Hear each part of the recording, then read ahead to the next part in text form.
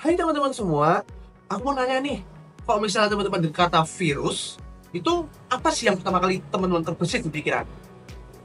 Oke, COVID-19, vaksin, boleh juga. Cuman kalau aku nih yang dengar kata virus, yang pertama kali terbesit di pikiranku adalah, ya, suntikan. Karena yang namanya vaksin nggak bisa dimasukkan ke dalam tubuh kalau misalnya nggak disuntik. Nah, kalau misalnya teman-teman kita balik lagi nih ke SD, kan teman-teman inget tuh ya, meski di SD itu ada vaksin yang secara berkala dikasih ke kita kayak vaksin polio, TBC dan teman-temannya. Nah, kalau misalnya teman-teman masih ingat kan masih ada yang lari-larian tuh ya, anak SD tuh ya. Ya saya dulu juga lari-larian sih. Karena kan kalau misalnya disuntik padahal ini jarumnya kecil ya. Cuman kan kalau misalnya jarum kecil gini kan kadang kita sebagai anak kecil itu kayak sebagai ketakutan tersendiri gitu kan. Nah, tapi sebenarnya nih teman-teman, kenapa vaksin itu bisa menangkal virus? Kenapa nggak ada obat minum yang untuk menangkal virus kayak gitu? Oh, ada teman-teman. Mungkin teman-teman kan udah familiar nih, karena kan kita juga anak farmasi ya. Dan sebagai anak farmasi, itu pasti ada teman-teman tahu yang namanya antibiotik. Nah, untuk antibiotik tuh rata-rata itu untuk mikroba berupa bakteri patogen. Nah, untuk bakteri patogen contohnya adalah ini cefixim. Cefixim ini biasanya untuk bakteri-bakteri seperti Streptococcus dan sejenisnya. Tapi ada juga antibiotik untuk virus, yaitu ini dia, acyclovir. Nah, acyclovir itu untuk virus herpes. Jadi kalau misalnya virus herpes yang dari tikus, nah itu bisa pakai virus, bisa pakai obat minum. Tapi kalau misalnya kayak virus yang terbaru nih, COVID-19, emang bisa dikasih obat minum? Masih dalam pengembangan. Tapi yang efektif itu adalah menggunakan vaksin. Nah, kalau misalnya teman-teman pikir, vaksin itu apa sih sebenarnya? Kok bisa vaksin yang sekecil itu, nggak kecil ya, cairan vaksin yang sekecil itu dosisnya bisa membuat kita juga sebagai manusia tahan terhadap virus tersebut. Nah, maka dari itu saya sebagai perwakilan dari kelompok 6 dan teman-teman saya ada 3 yang akan menjelaskan apa itu vaksin, yang dimulai dari satu, yaitu video tentang apa itu virus yang akan dijelaskan oleh Zahra, dan kedua adalah vaksin generasi lama. Jadi gimana sih manufaktur dari vaksin generasi pertama? Dan yang ketiga adalah vaksin generasi terbaru yang akan dijelaskan oleh Safira.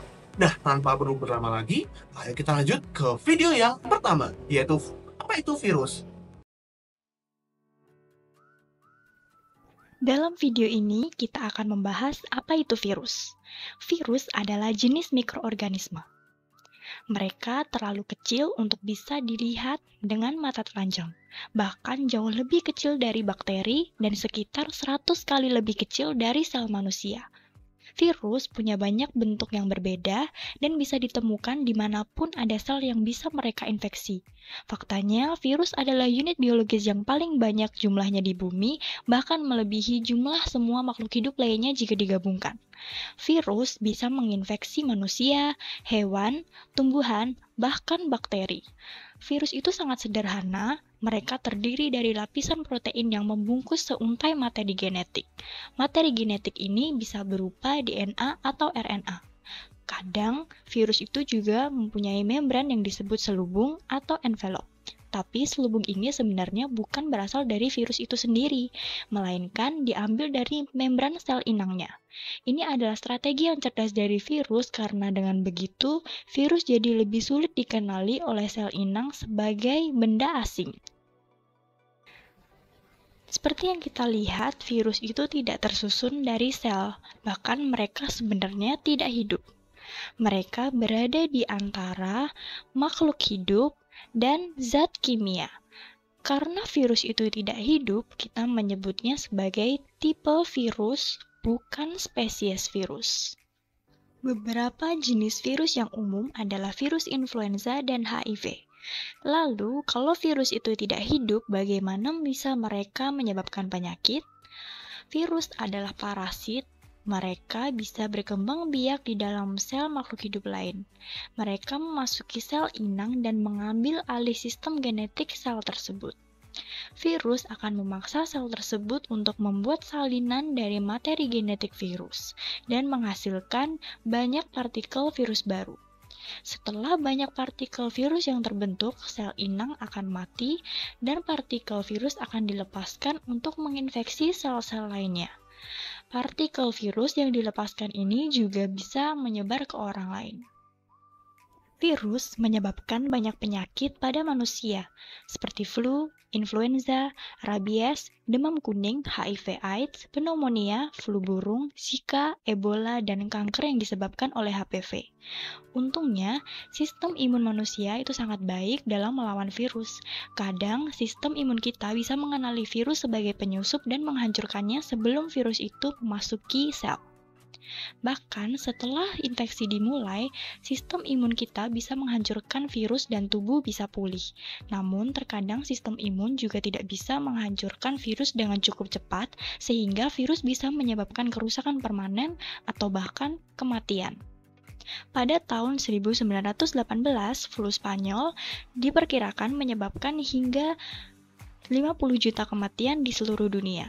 Para ilmuwan telah mengembangkan berbagai vaksin untuk melawan virus, bahkan ada virus yang berhasil diberantas sepenuhnya seperti cacar dan manusia menjadi kebal.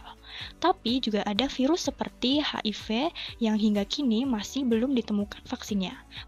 Tapi karena itu, dalam video ini kita akan membahas bagaimana peran biologi molekuler dalam pengembangan vaksin untuk melawan virus. Nah, gimana nih teman-teman insight setelah tahu apa itu virus? Mungkin teman-teman mulai membuka cakrawala baru ya? Ya, cakrawala. Nah, lebih lanjutnya lagi, kita lanjut ke vaksin generasi pertama ataupun vaksin generasi awal-awal yang akan disampaikan oleh teman saya yang namanya Takia. Nah, tanpa perlu berlama-lama lagi, let's check it out. Vaksin memiliki peran penting dalam melindungi kita dari berbagai penyakit menular. Cara kerja vaksin yaitu dengan melatih kekebalan tubuh kita untuk mendeteksi dan juga menyerang patogen yang masuk.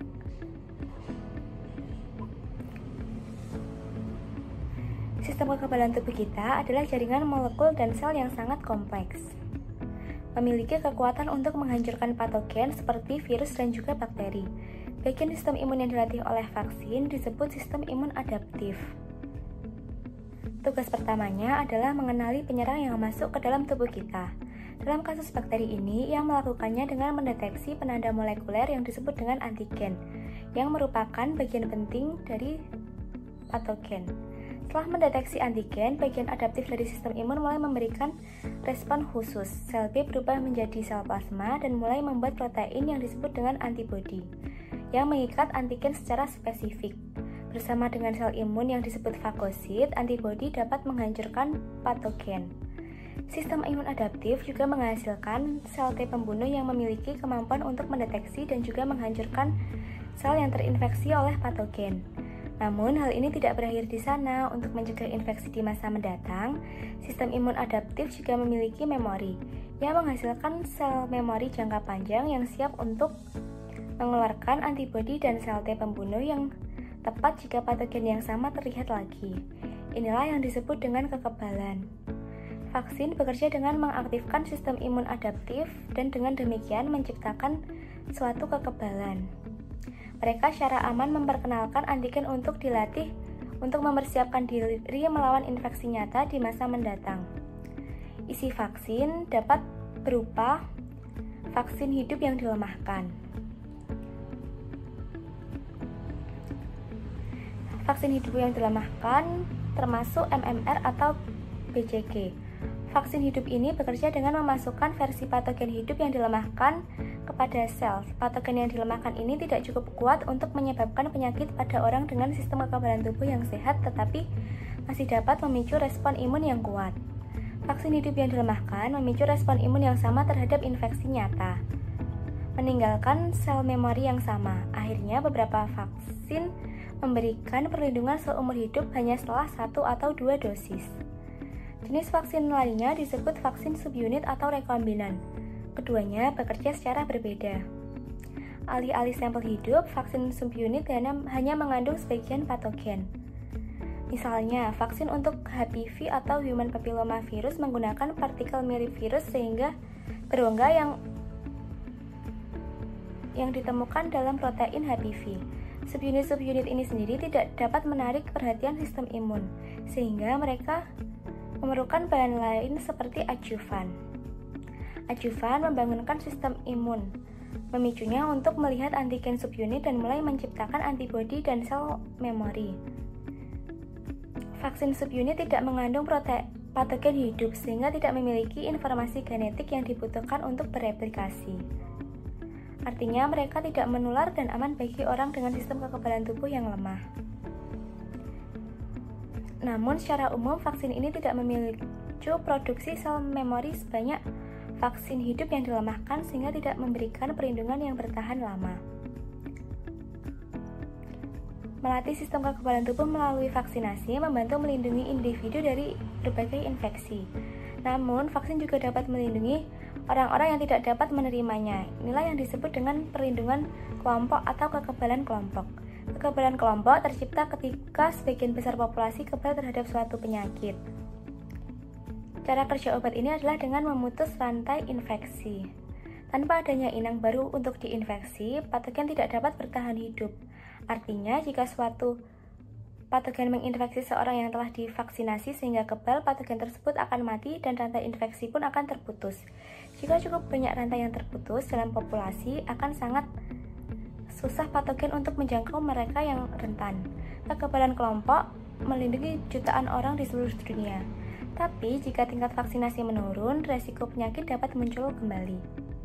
Misalnya, campak yang dinyatakan diberantas di Amerika Serikat pada tahun 2000, tetapi sejak saat itu menurunnya tingkat vaksinasi telah menyebabkan munculnya kembali penyakit tersebut dengan wabah yang tercatat di 31 negara bagian.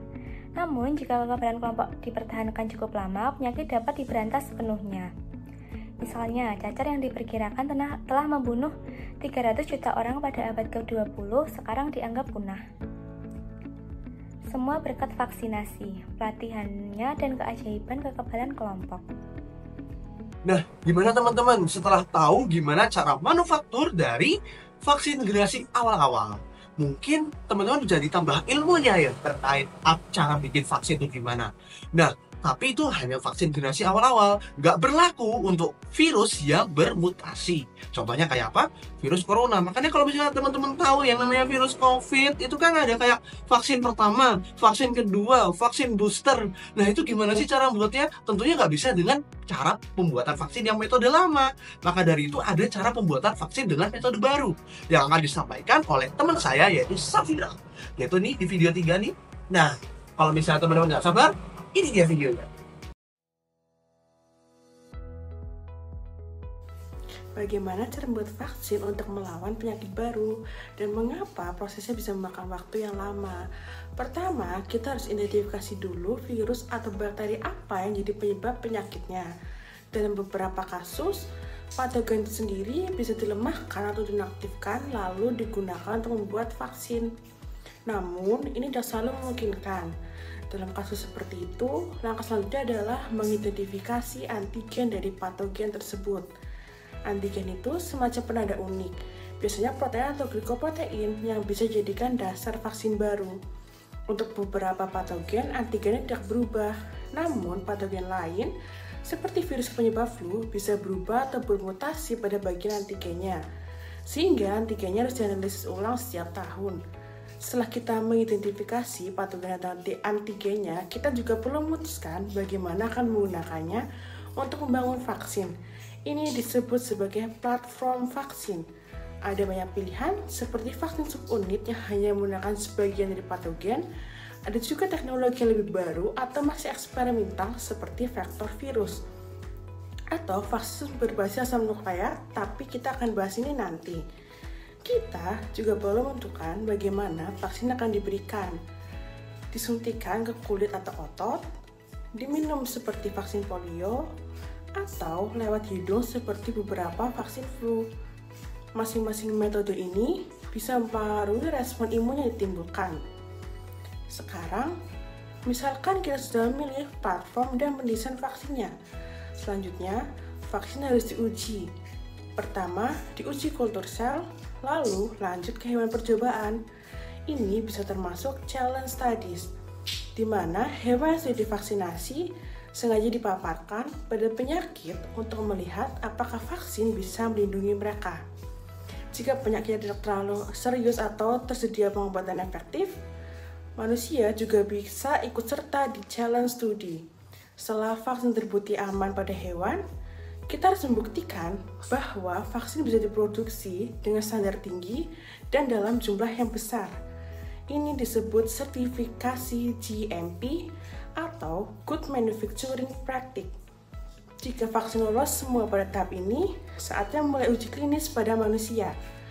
Biasanya, uji klinis dilakukan dalam 3 fase dan semuanya harus dilalui.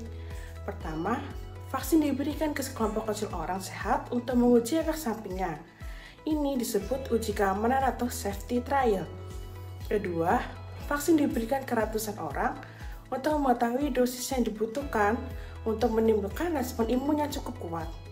Ketiga, vaksin diuji pada ribuan orang untuk melihat seberapa efektif vaksin tersebut.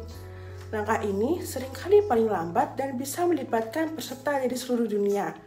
Peneliti harus menunggu peserta terpapar patogen secara alami. Dengan melacak berapa banyak yang terinfeksi, mereka bisa menentukan seberapa efektif vaksin dalam melindungi kelompok. Mengumpulkan cukup data bisa memakan waktu puluhan tahun. Tapi jika berhasil, vaksin akhirnya bisa mendapatkan izin edar atau lisensi. Namun, masih ada tantangan lainnya. Memproduksi vaksin secara massal dengan standar tinggi adalah tugas yang sulit.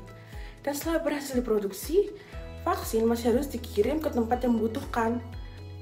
Lalu ada monitoring fase 4, yaitu pemantauan terhadap efek samping langka, yang mungkin muncul meskipun vaksin telah lolos uji sebelumnya.